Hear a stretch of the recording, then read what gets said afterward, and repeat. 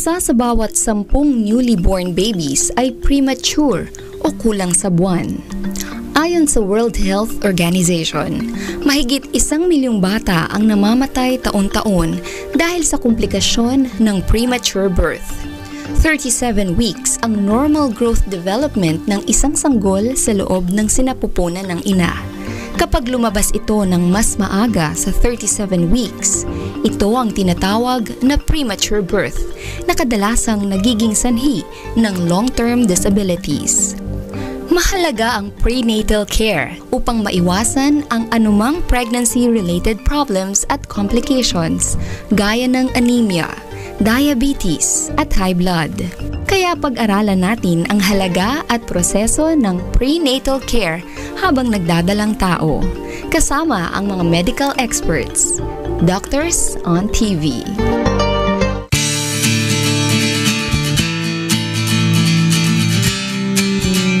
So, Miss Yas, mga babae naman ang pag-uusapan natin for this week. Natutuwa naman ako kasi mapagtutuunan natin ang pansin ang kalusugan ng ating mga mothers especially. Oh, hello mga kasambahay and welcome to another episode of your favorite health and medical program. Ito po ang Doctors on TV. My name is Dr. JM Ko and joining me my very beautiful and lovely co-host, Miss Yas Muralla. Magandang araw. Magandang araw, Miss Yas. Napakaganda ng lugar natin ngayon, no? Yes, we're here at the very beautiful Manila Med and the corner of UN Avenue and Taft Avenue in Ermita, Manila. At very modern na mga facilities na dito. Miss Yas, napanood mo yung video natin kanina? That's all about prenatal care. Yes, we'll be talking about mothers or expectant mothers on their prenatal care kung bakit siya importante. Oo. And meron tayong guest, si Dr. Luisa Mangumbat. Yes. Okay, let's visit her. She's here at the Center for Women's Health at Manila Med. Yeah, let's go.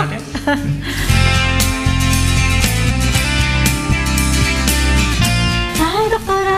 Magandang araw! Hello, Doktora! Din sa inyo. Magandang araw, Doktora! So good to finally meet you, Dr. Mangumbat. Alam mo, Miss Yas, ka-schoolmate ko si Dr. Graduate din siya ng UARM College of Medicine. So Dr. Mangumbat is the head of the Center for Women's Health here at Manila Med and writer din siya for a website on www.herword.com. Yes. And this is a Center for Women's Health Prenatal. Okay, so talagang a whole center here in Manila Med dedicated to the care of women. Yes, and we do have 5 major units here specifically for the concerns of women. Ganyan, so. And actually for today's episode, we'll be talking about prenatal care, Doktora. Ano ba ang prenatal care at bakit siya importante po? When we say prenatal care, yung pre is before, natal is manganak. So, ibig sabihin yan, bago manganak, yung babae, kailangan merong nag-aalaga sa kanya. Diyan kami pumapasok, mga OBGYN. So, inaalagaan namin sila to make sure that yung nanay and yung baby ay parehong healthy. At papalayo din sa disgrasya. Totoo. Habang nanganganak. Kasi mga nanay natin sinasabi, pag nanganganak yung isang babae, isang paa niya nasa hukay. Ay, totoo Diyan yun. pumapasok si Doktora, no? There are many things that can go wrong kasi with expectant mothers. It's not like they teach it in high school or grade school. So we really have to care for these women. Yes. At na-appreciate ko talaga yun. Kasi ako nanay din eh. Grabe din ang prenatal care. Okay, thank you, Doktora. Actually, we have a very interesting episode for today. But before we proceed with the discussion, panoorin muna natin ang health update.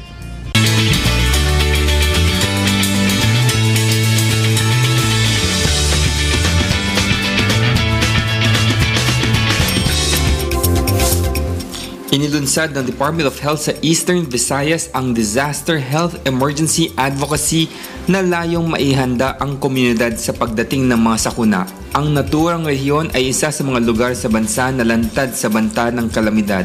Noong 2013, ito ang pangunahing naapektuhan ng manalasa ang Super Typhoon Yolanda na ikinasawi ng daan-daang individual at kinasira ng maraming ari-arian.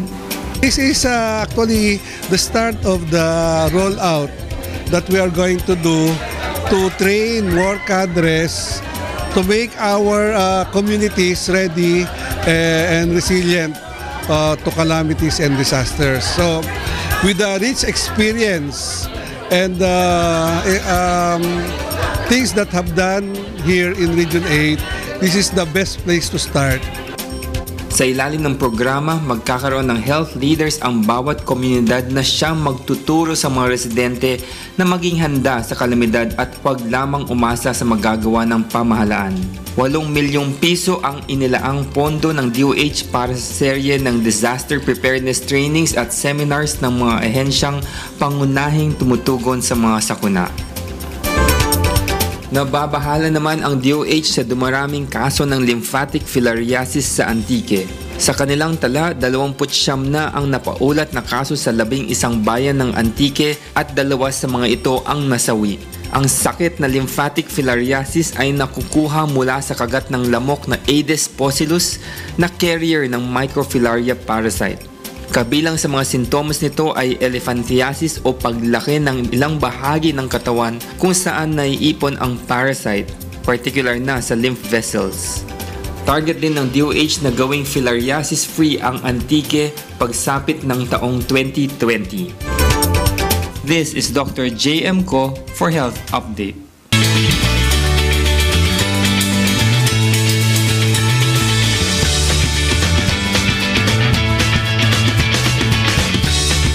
At yan po ang mga kasambahay ang ating health update for the week. Of course, we'd like to ask you to join us in our social networking sites. Please like us on facebook.com/DoctorsOnTV. Follow us on twitter.com/DoctorsOnTV. Email us at doctorsOnTV@gmail.com. Watch us live streaming on the internet. Pati yung mga old episodes namin naka-upload po dyan. untvweb.com. At meron tayong bagong social media app. Download nyo na po. Quipsphere. Follow us at DoctorsOnTV. Break the silence. Huwag muna kayong aalis mga kasambahay, magbabalik po ang Doctors on TV.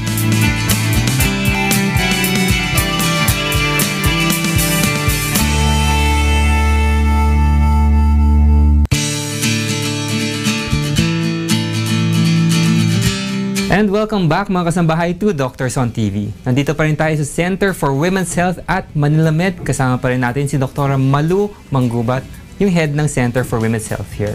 Hello, Dr. Hello, JM. At ngayon, kasama na rin natin si Miss Jenny Ann Gruta Bugtong. She's a 32-year-old female, 7 months pregnant, referred by the UNTV Action Center. Magandang araw. Magandang araw po, Doc. Magandang araw, Doc. Si Miss Jeanne po is already 7 months pregnant, Dr. So, Dr., she's here for a prenatal checkup. What can she expect during her prenatal checkup visits? Actually, pag 7 months, medyo late na yon, ano? Maganda kasi sana at the first sign na mukhang buntis ka, ibig sabihin yung kakamis mo pa lang ng mens or nag-pregnancy test ka, tapos naging positive, pupunta ka na sa doctor. Okay. Para maagang-maaga pa lang na a-assure na natin na okay yung pregnancy at okay yung mother. Ngayon, syempre, ngayon, dahil 7 months na siya, tatanungin natin ngayon, baka may nakakita na sa kanya nung mga first check-up niya. Kung kailan siya unang-unang nagpatingin sa doktor. Nung ano po, Doc, 6 weeks. Nung 6 weeks. Usually, pag 6 weeks, ang una namin ginagawa dyan is to ascertain na buhay yung baby. Doon, nagpapa-ultrasound kami. Dahil pag papakinggan mo yan, wala ka pang maririnig. So, usually, pinapa-ultrasound yan para makita namin kung may tibok na ng puso. Nagpa-ultrasound ka ba noon? Apo. Lumabas ay okay naman. This is also done para makita natin na tama yung edad ng baby. Okay. Dahil may certain expectation tayo sa bawat edad ng baby. And then, in a regular prenatal, ang usual ay titingnan natin yung status ng mother and status ng baby. For the status of the mother, kukuhanan natin siya ng weight, para tingnan natin kung nag-gain siya ng weight. May baseline tayo sa start. May baseline, no? And then blood pressure, para tingnan natin kung maganda yung blood pressure niya o tumataas na kailangan, parang red flag na yun na may problema siya. Okay. Yung heart rate, para makita natin, allowable kasi na tumaas yung heart rate, pero to a certain point, mga 10% lang. Of course, yun yung mga basic natin. And then, examinin na natin siya. Titingnan mo from head to foot also. Titingnan mo, baka mamaya malaki yung kanyang throat dito sa may neck. Baka mamaya may goiter siya. Papakinggan mo yung puso. Ngayon, kung may anytime na mag-show siya ng problem, i-refer natin siya dun sa mga kaukulang specialista. So that's as far as the mother is concerned.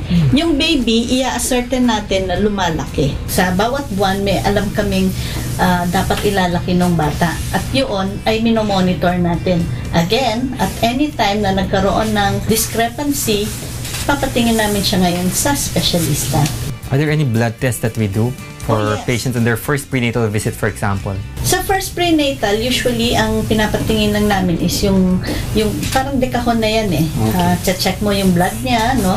Anemic na siya o hindi. Okay.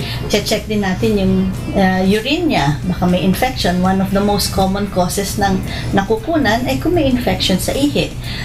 And then, titingnan natin yung mga usual namin ay yung blood sugar niya. Baka mamaya may diabetes siya. Okay. Kung meron siyang evidence ng sa thyroid, yan, kasama namin yun sa endocrine. And then, itetest natin for infections like hepatitis, AIDS, kuminsan. Marami yan, mga iba-ibang tests. Pero huwag kang mag-alala, isang tusok lang yun. Marami lang test, pero isang tusok lang yun. Okay. And you had that done during your first prenatal visit? No. Baka hindi lahat. Hindi lahat sa po prenatal. Yung lang po, UTI, yung sa urine. Hindi pina-check ang blood mo kung ikaw Ang ay chine-check lang po, binibipi po every year. Hindi, ibig sabihin hindi ka kinuhanan ng dugo. Also, very important is the blood type. Dahil alam mo naman, pagka manganganak, maglulus ka ng blood eh. So naka-ready ka. At least kung alam mo na yung blood type niya ay ito, naka-ready tayo with that kind of blood type. Kung kailangan mag-transfusion during the delivery. Okay. Pero how does a patient in the first trimester change her diet? Ano bang kailangan na special pagkain or things to avoid in pregnant women? Sa first trimester kasi yan yung time na nagsusuka ka, di ba, yung naduduwal ka, kuminsan may maamoy ka lang eh, talaga dire-diretso na. So, mahirap na sasabihin mong bawal ito, no? In fact, ako sa mga personally, sa mga patients ko during the first trimester, I let them eat whatever they like. Kung gusto mo ng ice cream araw-araw, sige, kung yun ang hindi mo isinusuka. Kasi mas masama na may ipilit kang pagkain, isinusuka naman, din nawawalan din ng nutrition. However, pagdating na niya ng mga bandang 5 months, nagiging matakaw na yan. Doon na tayo magko-control ng asukal, ng asin, lalo na kung merong high blood, yung mga taba, mamantika. So, gusto mo maging healthy naman yung baby, hindi lang yung mother. Otherwise, kasi yung mother ang masyadong tataba. Pero yung baby, hindi naman pala. Ganyan ka ba ng first trimester? Vomiting? Hindi, mga ilang lang po, hindi po talaga ako nagsusuka no. Kilo. Hindi rin po. Siguro wanted na wanted yung pregnancy. Kaya lahat hindi niya iniinda. Opo. Okay, so yung amoy lang po. Okay. So you get nauseated pag may naamoy ka? Opo. Okay. Pag muna kayong alis mga kasambahay, magbabalik po ang Doctors on TV.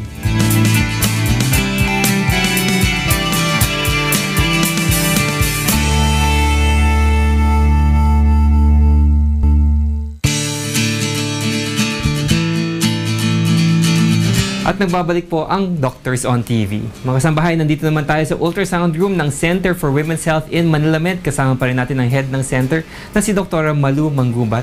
Kasama na rin po natin ang OB-sonologist na si Dr. Doris Bustos. Magandang araw sa inyong lahat. Magandang araw ulit. Dr. kanina nabanggit nyo, ultrasound is important, especially in the first prenatal visit. How often should we be doing ultrasound po? Actually, maganda sana may ultrasound tayo kada trimester. Yung 9 months kasi hinahati natin sa tatlo, no? So parang every First 3 trimester, months. second trimester, and then third trimester. Pero kung kunwari merong mga ibang gusto kang malaman, pwedeng mas madalas, no? Kunwari may problema yung pagbubuntis. Now, para kay Jenny, kasi first time natin siyang nakita, 7 months na siya. Kaya ngayon, gusto nating ma-assure na okay yung baby niya. Dahil alam naman natin, napakinggan natin, okay yung heartbeat, okay naman yung galaw, gumagalaw, pero gusto nating malaman, okay ba yung baby? So yan, kaya tayo magpapa-ultrasound ngayon. So Dr. just for our audience, ano po ang ultrasound at paano siya nag-work? Actually, ang ultrasound, kaya natin tinawag na sound, it works by sound waves, no? It penetrates the entire abdomen to take a look at the baby. So, may mga transducers tayong ginagamit, katulad nito. Merong plain at meron tayong for 3D, 4D. Aside from this one, meron din tayong tinatawag na transvaginal ultrasound, pero sa ngayon, hindi natin yung gagamitin. Okay. Kasi malaki na ang pagbubuntis ni Jenny. So, start na natin ang ultrasound. We can demonstrate to their audience paano ginagawa yung procedure. Alright, so first and foremost, Jenny, lalagyan natin ng gel. This is the conduction gel. Para sa ganon, yung sound waves ay makapasok sa loob ng tiyan. Gagawin natin, malamig lang ang gel natin, Jenny, ha? Okay. So, ito yung monitor natin. Dito natin makikita ang baby ni Jenny. So, as we scan, unang-una, makikita natin na ang ulo ng baby ni Jenny ay nandito sa itaas. Okay. Okay, ang tawag dito, suhi.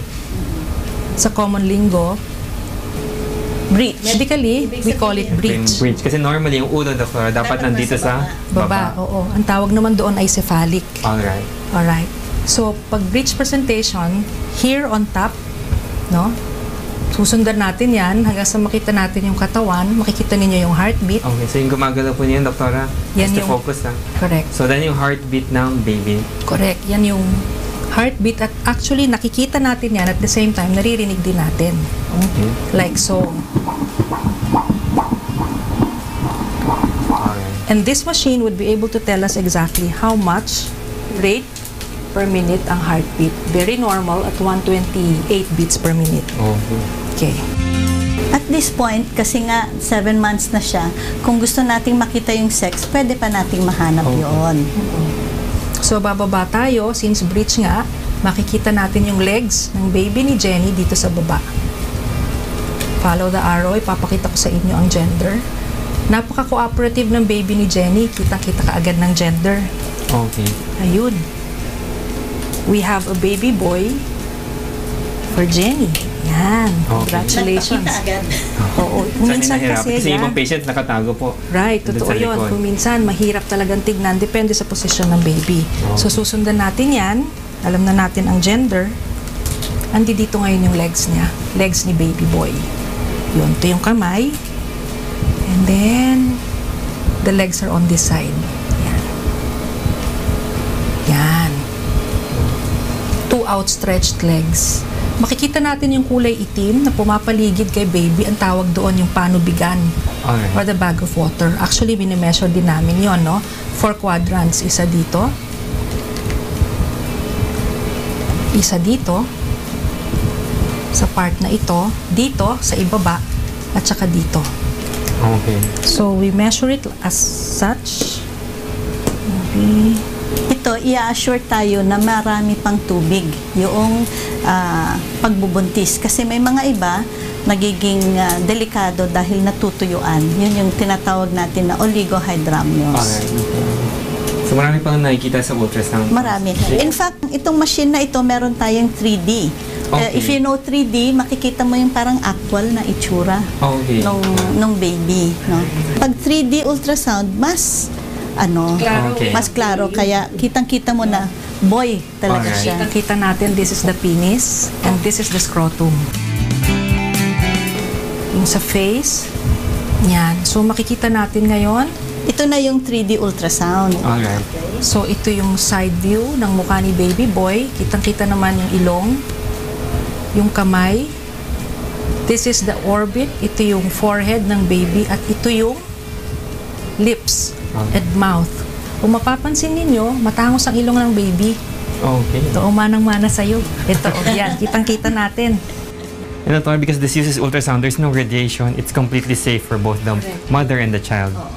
Ngayon, there was a question dati nung nag-uumpisa pa lang ang ultrasound ng kung baka makasira sa pandinig ng baby. And I often get these questions na, Doktora, halos every week pinapa-ultrasound mo ako kasi may times na gano'n yung in high-risk pregnancies, kuminsan every week talagang inu-ultrasound mo. Ang takot nila is baka magkaroon ng problema yung baby. Pag sinabi mong walang radiation, sabi, paano ho yung sound baka mabingi. Pero studies have shown na wala siyang effect. Absolutely no It's, effect on yes, the it's eardrum of safe. the baby. Okay. Okay, so ito naman yung femur length ng bata. Yung femur, ito ay isang buto dito. Okay, so yung thigh bone po Yes, ng baby. correct. ha? O, yung thigh bone ng baby natin. So, we measure it and it's equivalent to 28 weeks and 1 day. As Which is such. compatible naman sa Oo. actual age ng Yes, oo, compatible. Pinapakita ko naman ngayon yung tiyan ng baby. Ito yung future stomach. We call this the gastric bubble. Yung portal vein, yung atay ng baby boy ni Jenny. So, lahat sila ay compatible sa 28 weeks. Very regular ang mens mo pala, Jenny. So, pinakita na natin yan kanina. Ito yung part ng panubigan na normal. part ng panubigan ulit, panubigan. Ito yung 3D image ng leg. This is actually the right leg. Makikita ninyo ito yung knee, ito yung thigh bone, at ito yung lower leg. Andito naman yung paa. Okay? And then we go on. Ito yung inunan. Sa English, tinatawag nating placenta. Ang inunan ng baby ay tama ang pwesto, nasa itaas, bandang likod, at grade 2, pati grading, tama. Sang-ayon sa 28 weeks, no? Ito rin yung isang paa, kabilang paa. Pinakita natin yung right leg kanina. This is the left leg. And then more of the face of the baby, ilong, orbits, the lips. Ito naman yung sa spine. 3D, 4D ng spine. Yung gulugod na tinatawag natin to. Importante yan kasi may mga ibang abnormalities na hindi nagsara ang spine. Kaya pati yan talagang tinitingnan nila na buo. Spina bifida. Oo, ito yung segment ng normal umbilical cord. Yung connection ninyong mag-ina. Mukhang Mickey Mouse, kaya morphologically tinatawag namin 2 arteries and 1 vein.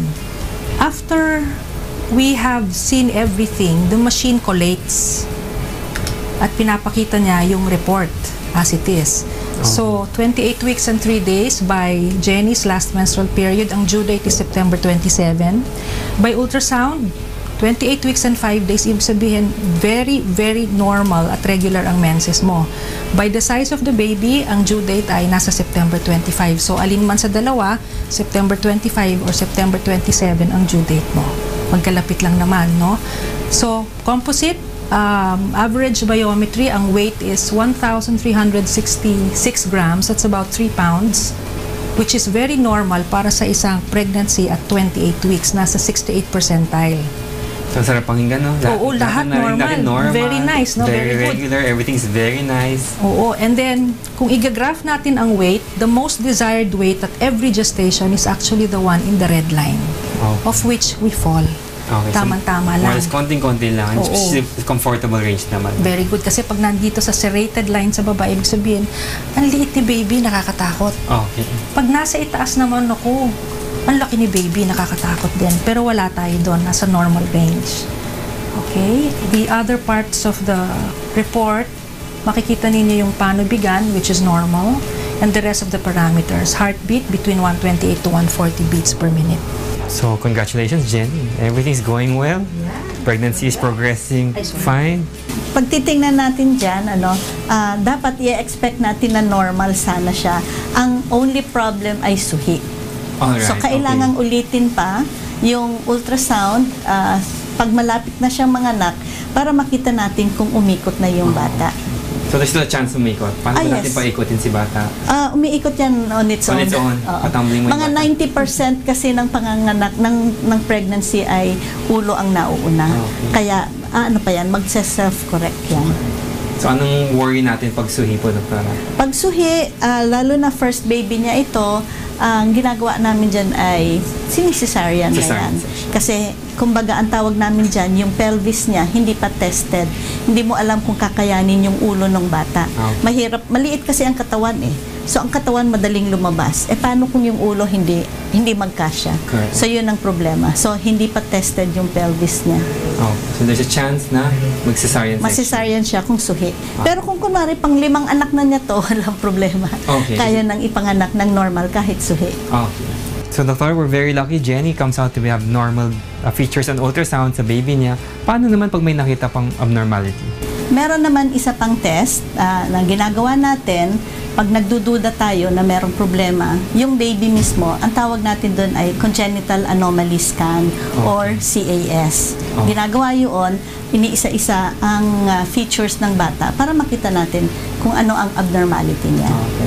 And actually, mga kasambahay will be able to witness later on the CAS. But before we proceed to that, panoorin muna natin ang Baby Talk.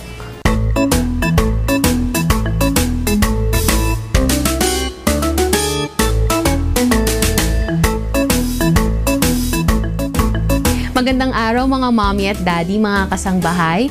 Ako po si Dr. Katrina Flor Cruz at ito ang Baby Talk. Ngayong araw, kasama ko po si Mommy Mary Joy at si Baby Alicia. Pag-usapan po natin ano nga po ba ang dapat nating ibaon sa diaper bag tuwing tayo ay magta-travel. May mga mommies po na nagtatanong, uso na po kasi ngayon ang nagta-travel kasama ang kanilang mga bata. Ano nga po ba ang dapat ilagay natin sa diaper bag upang masiguro na magiging komportable si baby sa biyahe? Sa panahon ngayon, marami na pong mga lumalabas na diaper bag na lightweight. May iba't ibang compartments kung saan pwede nating ilagay ang mga gamit ni baby. So, kapag tayo po ay lalabas, let's say for half day, magbaon po tayo ng at least 6 diapers. Kapag po overnight, triplehin po natin ito dahil para makasiguro po tayo na may extra just in case dumumi or umihi po si baby ng labis sa usual. Meron din po tayong kailangan dala na mga baby wipes na tinatawag. Yung mga wipes po na specially made for babies, usually these are used for sensitive skin, hindi nakakakos ng irritation and rashes. Gagamitin po natin ito panglinis dun sa diaper area ni baby, lalo na kung tayo ay magpapalit kapag siya ay dumumi o kaya ay umihi. Meron din po tayong gagamitin na dry tissue, pangsunod po ito dun sa moist tissue na ginamit natin.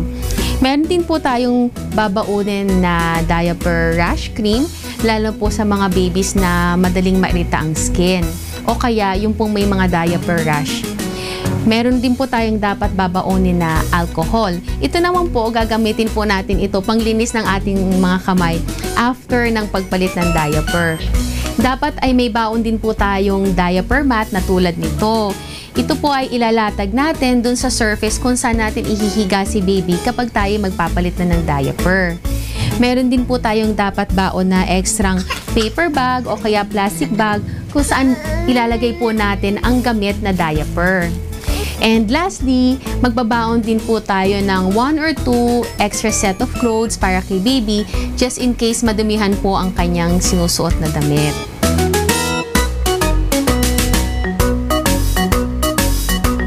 Ayan po mga mommy at daddy, ngayong araw, diniscuss po natin ang mga bagay na kailangan nating ilagay sa diaper bag tuwing tayo ay magta-travel. Muli, ako po si Dr. Katrina Flor Cruz at ito ang Baby Talk.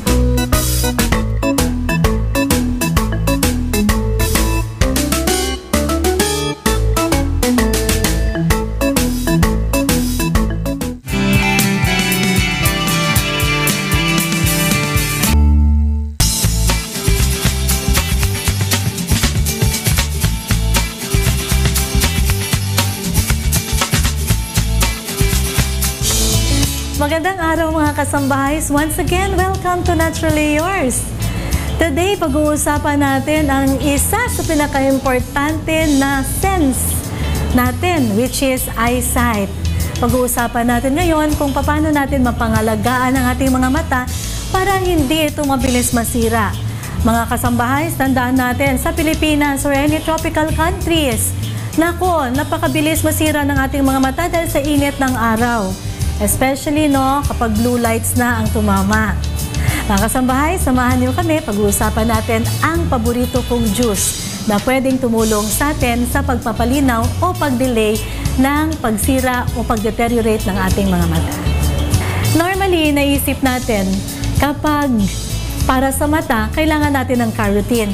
While it is true, totoo din na sa ngayong panahon na ito, mas maraming benefits ang makukuha sa mga green leafy vegetables. Meron din tayong kalabasa. Kalabasa is also very good. Mataas din sa carotene. This is also very, very good for the eyes. Pampapalinaw ng mata, pampapabright ng mata. Ngayon, nagpa-prepare tayo ng napakasarap na preparation of kale and spinach juice. Sir, pwede naming tikman yung spinach at kale juice, no? Mga kasambahay, ang kale at spinach, hindi siya necessarily matamis, so you may want to add a little bit of pineapple or you might want to add a little bit of orange juice. Ang kale at ang spinach ay nagtataglay ito ng napakataas na lutein at zeaxanthin. Mga kasangbahay, keep in mind na makukuha natin ang best source o best quality with complete nutritional properties kapag ito ay nakuha natin sa whole food. When you say whole food, ito mismo ang pagkain, hindi siya synthesized. May mga lutein na source, and zeaxanthin na sinisynthesize. Iba sila mga kasambahays, it will not function the way lutein and zeaxanthin that comes from what we call whole food. And this one, ang kinaganda ng juice natin, especially if it is slow juicing, lahat ng nutrition macro and micro ay nakukuha natin. So kung anong merong lutein dito at anong zeaxanthin meron dito, ito ay na-absorb kagad ng ating katawan. Ano ba ang function at ginagawa ng lutein at zeaxanthin? Usually, nakakasira ng ating paningin ay ang tinatawag natin na blue light. Ang zeaxanthin at lutein, sila ang nag-absorb ng blue light na ito para hindi siya makuha ng ating mga mata. So that, laging mapoproteksyonan at hindi mabilis mag-deteriorate ang ating mga vision. Kaya sa muli mga kasambahays, sana may natutunan kayo sa ating mga tips for this episode. See you again next week. Dito lamang yan sa Naturally Yours.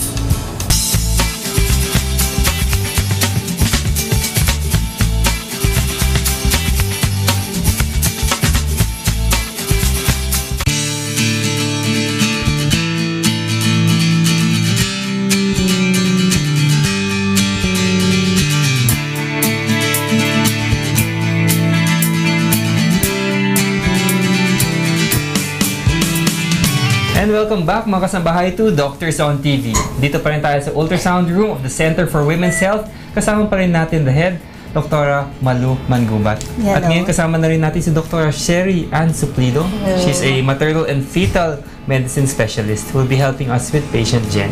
Yes. Kanina, na-mention natin yung congenital anomaly scanning.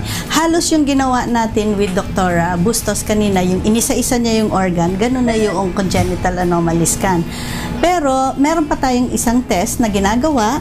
Ito na nga, pinrepair na ni Dr. Sherry para ma-explain na niya sa atin.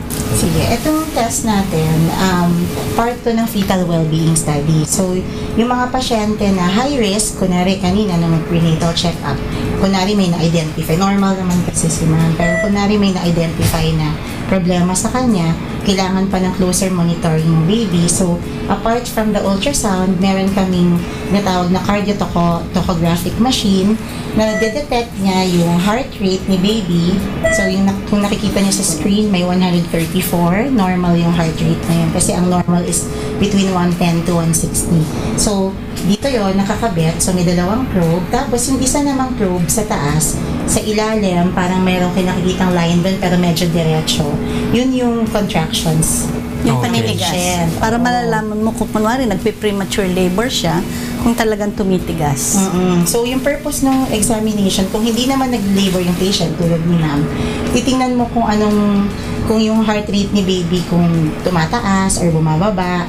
So, yun. So, kasama siya sa fetal surveillance or yung pag-monitor sa baby. At what point in the pregnancy do we do this po? Usually at 28 weeks. So, Doctor, how often do we do this procedure po? Kung ano naman, yung normal naman yung pregnancy, actually, we can forgo with a non-stress test. Pero kunwari, high risk yung pregnancy, pwede siyang weekly, pwede siyang every 2 weeks, pwede siyang every 3 days or daily, depending on the parang how close you want to monitor the status din ng baby. Depende dun sa resulta.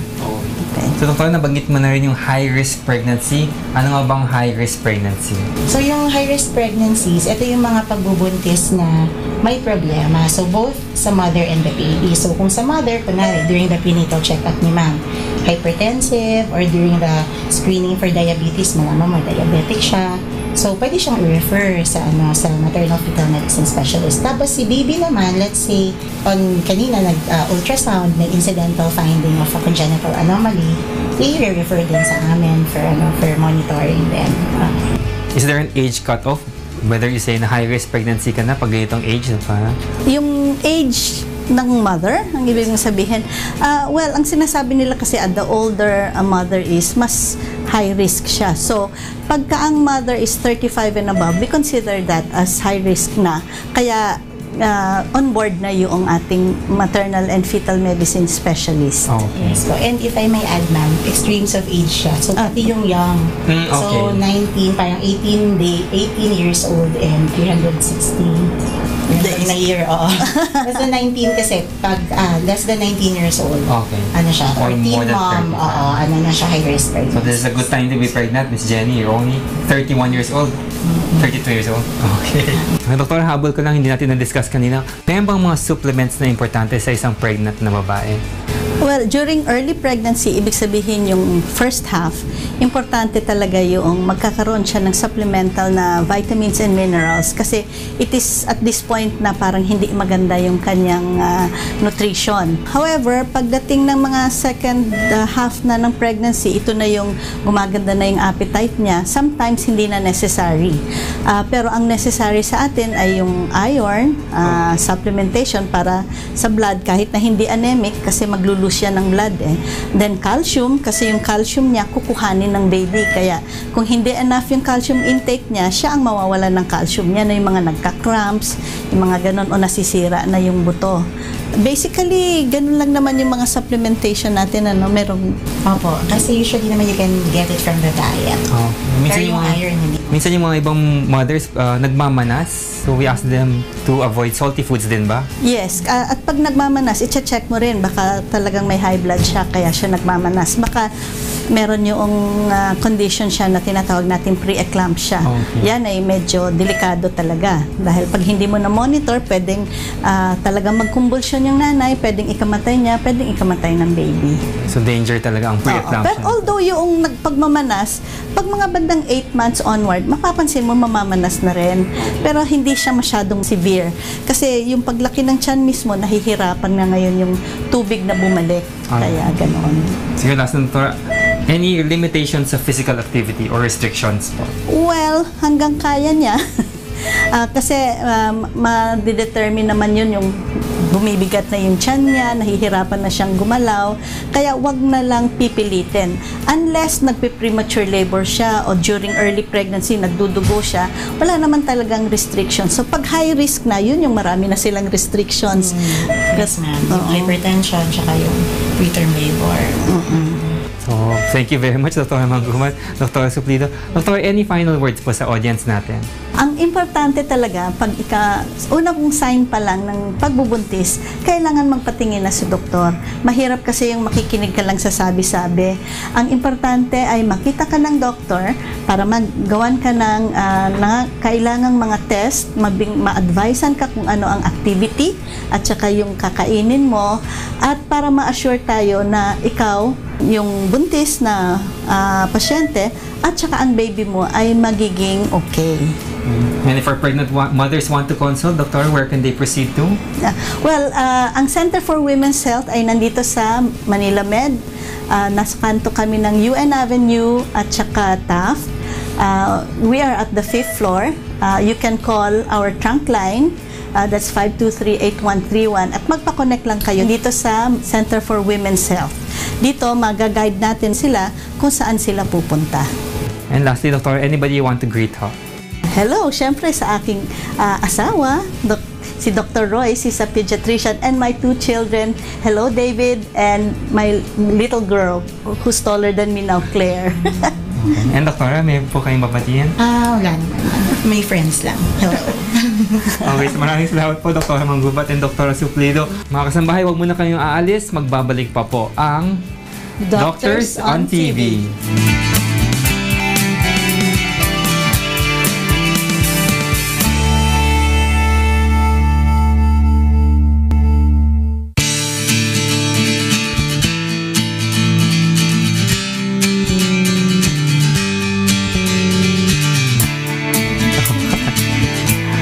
Miss Yas, we are coming to a close of another very productive episode.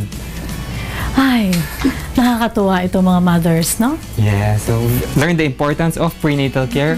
Talagang dapat regular ka talagang follow-up during the 9 months. O, tama nga, para maiwasan yung mga disgrasya ng mga mothers na hindi nagpiprenatal. Correct. Marami pala pwede mangyari, no? Okay. And then the nutrition is very important. Iba pala ang nutrition pag expectant mother. Yes, yung pag-iingat, Of course. especially.